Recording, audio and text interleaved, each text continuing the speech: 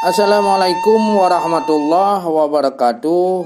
Saudara ulun tuan bandum penonton YouTube Jamu Samlako. Bawatenyo ulun tuan buka tabuh pantun Aceh dengan judul Ji Gasin. Pade dalam blang kadang kamati sayang bukoli hana si pajuh. Aceh he sagawa nanggraw le hasi pasi ngon digli mejudar tu. Lepah tak sayang bintang meble-ble syahya dan dehli tunong ngon baru. Lepah tak gura sangka tak ganji nanggraw le hasi urang dumputuh. Engkot dituba ka abih mati sungi ngon baci hanjut le pajoh. Leh ki bancara ka hase survei Aceh nyolahe gasien dituduh. Sigapeh panjawa publau ketoki metumai hase juta ngan urto. Padahal Aceh lebih dum hase pengpih dum diberi otonomi khusus. Wate kuang raya dahaga bukan le ugop hanapri ji tubit ru'uh. Pakon yut gasien mekuyen jut be pua hana ade nanggro di uruh.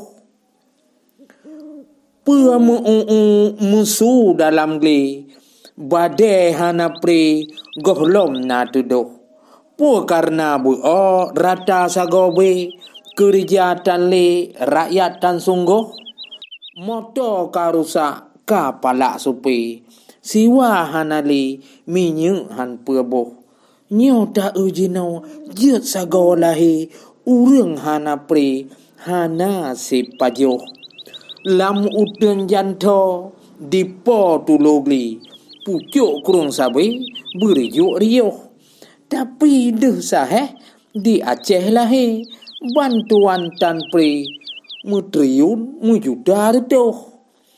Pua mugru-gru pak pu lampade rupajih buigle boh di pajoh.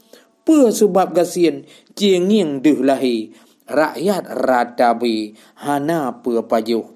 Atuh kaya to ao rengkah gle atuh ba awe cempala riuh. Jino sedara benar tapi ke ngon cara ade tapi ke buruh. Kon sebab tanah hanti moh pade. Kon sebab kawe musangkut lambroh. Kon sebab ponyo tanyo mekudi. Kon sebab pobe tanyo kalayo. Gasin ngon kaya benar tapi ke bak drawa bohate ingat bersungguh. Karena di Allah kasahadum gebre rasa kilangit tunangan baru. Tingai usaha mita baik pre-pre tente Allah bre menyotu sungguh. Ada han kaya dan sengsara le be harap sabe gobjo lambungko. Eno ke pantun dan syair dari ulun tuan singoh tak semong lom dengan pantun-pantun yang lain be tua nekalon sabe YouTube Jamu Samlako. Assalamualaikum warahmatullahi wabarakatuh.